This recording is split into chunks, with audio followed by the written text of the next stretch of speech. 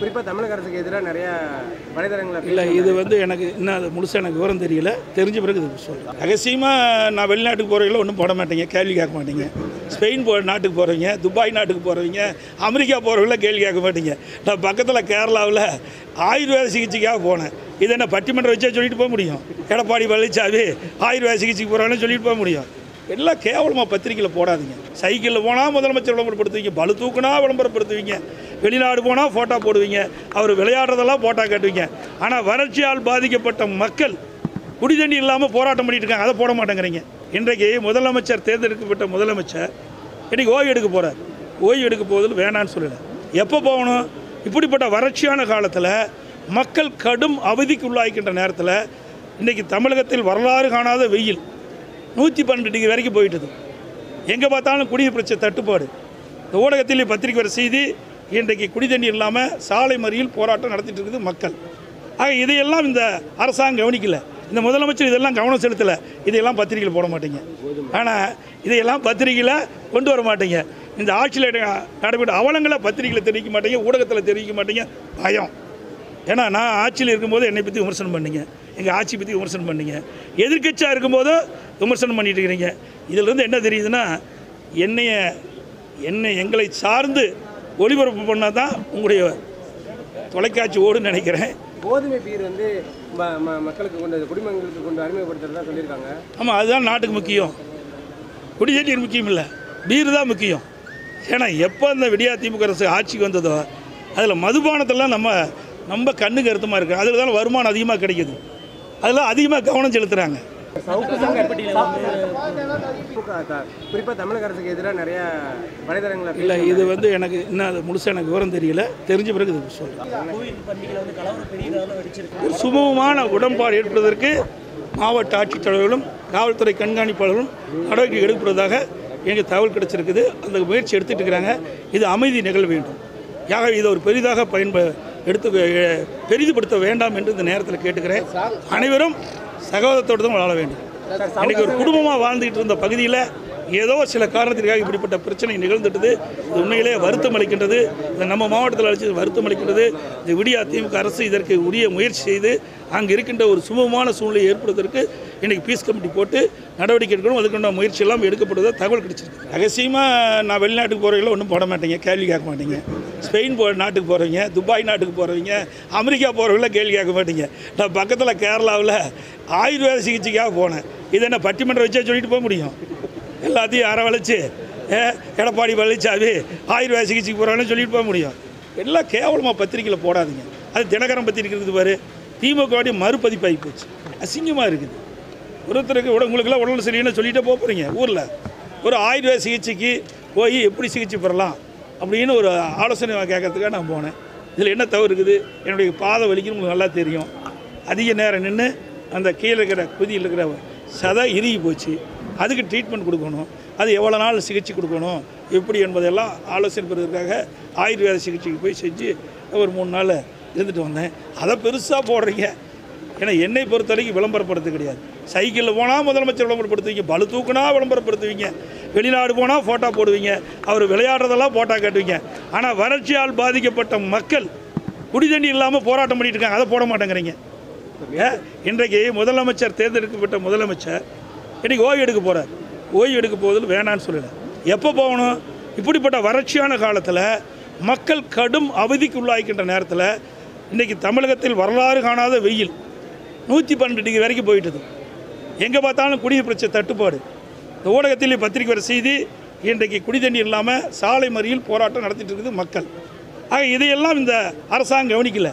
இந்த முதலமைச்சர் இதெல்லாம் கவனம் செலுத்தலை. இதையெல்லாம் பத்திரிகையில் போட மாட்டீங்க. ஆனால் இதையெல்லாம் பத்திரிகையில் கொண்டு வர மாட்டீங்க. இந்த ஆட்சியில் நடைபெற்ற அவலங்களை பத்திரிகையில் தெரிவிக்க மாட்டீங்க, ஊடகத்தில் தெரிவிக்க மாட்டீங்க. பயம். ஏன்னா நான் ஆட்சியில் இருக்கும்போது என்னை பற்றி விமர்சனம் பண்ணிங்க, எங்கள் ஆட்சி பற்றி விமர்சனம் பண்ணிங்க, எதிர்க்கட்சியாக இருக்கும்போது விமர்சனம் பண்ணிட்டு இருக்கிறீங்க. இதிலிருந்து என்ன தெரியுதுன்னா, எங்களை சார்ந்து ஒளிபரப்பு பண்ணால் தான் உங்களுடைய தொலைக்காட்சி ஓடுன்னு நினைக்கிறேன், பத்திரிக்கை விற்குன்னு நினைக்கிறேன். அப்படி தான் நினைக்கிறேன்.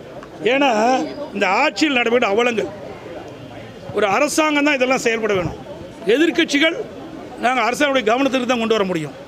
ஆனால் அனைத்து இந்திய அண்ணா திராவிட முன்னேற்ற கழக ஆட்சியில் இருக்கின்ற பொழுது இன்றைக்கு ஊடகத்திலே பத்திரிகையில் ஒரு செய்தி வந்தால் உடனுக்குடன் அதை சரி செய்வோம். இன்றைக்கு ஆட்சியாளர் அதெல்லாம் கிடையாது. அதே மட்டும் இல்லை, ஆட்சியில் இருந்தாலும் இல்லாவிட்டாலும் மக்களுக்கு பிரச்சனை ஏற்படுகின்ற பொழுது மக்களுடைய பிரச்சனையை அரசுடைய கவனத்திற்கு கொண்டு வந்து அதை தீர்ப்பதற்கு முழு அளவில் அதிமுக ஈடுபட்டிருக்கின்றது. கோதுமை பீர் வந்து மக்களுக்கு கொண்டு குடிமக்களுக்கு கொண்டு அறிமுகப்படுத்துறதா சொல்லியிருக்காங்க. ஆமாம், அதுதான் நாட்டுக்கு முக்கியம். குடிநீர் முக்கியம் இல்லை, பீர் தான் முக்கியம். ஏன்னா எப்போ அந்த விடியா திமுக அரசு ஆட்சிக்கு வந்ததோ அதில் மதுபானத்தெல்லாம் நம்ம கண்ணுக்கு அர்த்தமாக இருக்குது. அதில் தான் வருமானம் அதிகமாக கிடைக்கிது. அதெல்லாம் அதிகமாக கவனம் செலுத்துகிறாங்க. கால்நடை பூங்காவை துவப்பதற்கு இவங்களுக்கு என்ன நேரம் தேவை? ஒரு 5 நிமிடம் இருந்தால் போதும். இங்கே நேரில் விளையாட்டை விட காணொலி காட்சியில் மூலம் திறந்திருக்கலாம்.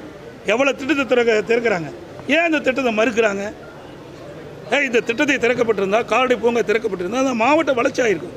ஆசியாவிலே மிகப்பெரிய கால்நடை பூங்கா, விவசாயிகளுக்கு பயனுள்ள திட்டம். இப்படி இந்த விடியா திமுக அரசு இவர்களும் எந்த திட்டத்தையும் கொண்டு வந்து நிறைவேற்றலை. ஏற்கனவே அனைத்து இந்திய அண்ணா திராவிட முன்னேற்ற கழக ஆட்சியில் கொண்டு வந்த திட்டத்தை முடக்கி மக்களுக்கு கிடைக்க வேண்டிய நன்மையை இந்த ஆட்சி தடுத்து நிறுத்துகின்றது. இதுதான் இந்த ஆட்சியில் செய்த சாதனை. அத்திக்கடை வனாசி திட்டத்தில் அந்த 15% பணி நிறைவேற்றியிருந்தால் அந்த வறண்ட ஏரிகள் முழுவதும் நிரப்பப்பட்டிருக்கும். அதனால் ஈரோடு மாவட்டம், திருப்பூர் மாவட்டம், கோயம்புத்தூர் 3 மாவட்டத்தில் இருக்கின்ற ஏரிகள் நிரம்பி இந்த கோடை காலத்தில் நிலத்தடி நீர் உயர்ந்து விவசாய தேவை நீர் கிடைச்சிருக்கு, குடிப்பது தேவை நீர் இருக்குது. அதையும் கிடப்பில் போட்டாங்க. அதிமுக ஆட்சியில் கொண்டு வந்த திட்டம் இன்றைக்கு 100 ஏரி திட்டம். நீரேற்றின் மூலமாக 4 சட்டமன்ற தொகுதி, சேலம் மாவட்டத்தில் 4 சட்டமன்ற தொகுதி, மேட்டூர் சட்டமன்ற தொகுதி, ஓமலூர் சட்டமன்ற தொகுதி, சங்ககிரி சட்டமன்ற தொகுதி, எடப்பாடி சட்டமன்ற வறண்ட 100 ஏரிகளுக்கு நீர் நிரப்புகின்ற திட்டத்தை முதற்கட்டமாக 6 ஏரிகளுக்கு நீர் நிரப்புவதற்கு நான் திறந்து வச்சேன். அதுக்கு முன்னாடி ஆட்சி பொறுப்பேற்று 3 ஆண்டு காலம் ஆகுது திமுக ஆட்சி. 3 ஆண்டு காலத்தில் இந்த திட்டம் வேண்டுமென்ற அண்ணா திமுக ஆட்சியில் தொடங்கப்பட்ட திட்டம் என்ற ஒரே காரணத்திற்காக கிடப்பில் போட்டு இன்றைக்கி போன வருஷம் பார்த்திங்கன்னா எனக்கு போன ஆண்டுக்கு முந்தி தாண்டு உபரி நீர் மேட்டூர்லேருந்து மேட்டூர் அணை நிரம்பி உபரி நீர் வெளியே போய் கடலில் கலந்தது.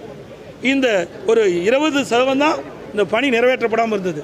அது நிறைவேற்றப்பட்டிருந்தால் இந்த நீரேற்றின் மூலமாக 100 ஏரி நிரப்பியிருந்தால் நம்முடைய சேலம் மாவட்டத்தில் விவசாயி இந்த 4 சட்டமன்ற தொழில்கிட்ட விவசாயிகளுக்கு நிலத்தடி நீர் உயர்ந்து விவசாய தேவை நீர் கிடச்சிருக்கும், குடிப்பதற்கு தேவை நீர் கிடச்சிருக்கும். அதே போல் அத்திக்கடை அவனாசி திட்டம் அதிமுக ஆட்சியில் 85 பொறுப்பேற்புக்கு முன்பு எவ்வளோ வாக்குறுதி கொடுத்தாங்க. ஆட்சிக்கு தொடர்ந்து 1000 தடுப்பணை கட்டினாங்க. எத்தனை தடுப்பணை கட்டினாங்க? இன்றைக்கி வறட்சி நிலவிக்கிட்டு இருக்குது. கோடை காலத்தில் இன்றைக்கு வரலாறு காணாத வெப்பம். இதனால் நாளுக்கு நாள் தண்ணீர், நிலத்தடி நீர் குறைஞ்சிக்கிட்டே போகுது. இதெல்லாம் அதிமுக ஆட்சியில் குடிமராமத்து திட்டத்தை கொண்டாந்தான். அதையெல்லாம் இந்த ஆட்சியில் தொடர்ந்து இருந்தால் இந்த 2 ஆண்டுக்கு முன்பு நல்லா மழை பொழிஞ்சுது. அப்போ எல்லாமே இந்த ஏரி குளத்தில் தண்ணி தேக்கி இன்றைக்கு இந்த மாதிரி கோடை காலத்தில் அதை பயன்படுத்தியிருக்கோம். நிலத்தடி நீர் உயர்ந்திருக்கும், விவசாயிகளுக்கு தேவை நீர் கிடைச்சிருக்கும், மக்களுக்கு தேவையான குடிநீர் கிடைச்சிருக்கும். அதையெல்லாம் செய்யலை.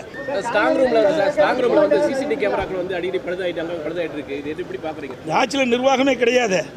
இதே அனைத்து இந்திய அண்ணா திராவிட முன்னேற்ற கழகம் ஆட்சி இருக்கின்ற போது தேர்தல் நடந்தது. இப்படிப்பட்ட சம்பவம் எங்கேயும் நடக்கலை. அது உரிய முறையில் நாங்கள் பாதுகாத்துட்டு இருந்தோம். இன்றைக்கு இந்த விடியா திமுக ஆட்சி ஏற்பட்ட பிறகு இன்றைக்கு வெப்பம் அதிகரிச்சிடுது.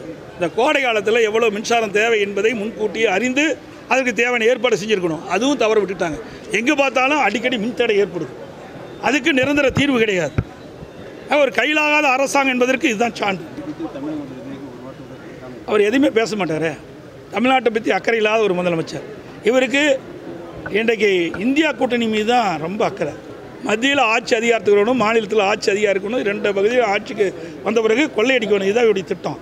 நாட்டு மக்களுக்கு குடிநீர் பிரச்சனை ஏற்படுது. நமக்கு காவிரியில் கிடைக்க வேண்டிய பங்கு நீர் கர்நாடக அரசு திறக்க மறுக்குது. அதுக்கு எந்தவித குரலும் கொடுக்கல, எந்தவித கண்டிப்பும் இல்லை, அதுக்குடைய முயற்சியும் எடுக்கலை. அவை இன்றைக்கி ஒரு கையிலாகாத அரசாங்கம் என்பதற்கு இதுதான் சான்று. அவை இன்றைக்கு இந்தியா கூட்டணியில் அங்கம் வைக்கின்ற காங்கிரஸ் கட்சி இது முன்னிறுத்தி நடத்துறது. நமக்கு கிடைக்க வேண்டிய பங்கு நீரை இன்றைக்கி கர்நாடக அரசு பேச்சுவார்த்தை நடத்தி அங்கிருந்து திறப்பதற்குள்ள நடவடிக்கை மேற்கொள்ளையே. அப்புறம் இந்தியா கூட்டணி சேர்ந்து என்ன பயன்? இதனால் நாட்டு மக்களுக்கு என்ன செய்ய போகிறாங்க இந்த திமுக? இன்றைக்கி இந்தியா கூட்டணி வச்சிருக்கிறீங்க. இதனால் நாட்டு மக்களுக்கு என்ன நன்மை? நமக்கு உச்சநீதிமன்றம் அளித்த தீர்ப்பையே இவர்களால் படுத்த முடியலையே. நியாயமாக கிடைக்க வேண்டிய நீரை கூட இவர்களை பெற்றுத்தர முடியலையே மக்களுக்கு. இதனால் இந்தியா கூட்டணியில் அங்கம் வச்சு நான் தமிழ்நாட்டு மக்களுக்கு என்ன நன்மை பெற்றுத்தர போகிறாங்க? இருக்கிற உரிமையை பாதுகாக்க முடியலையே இவனால்.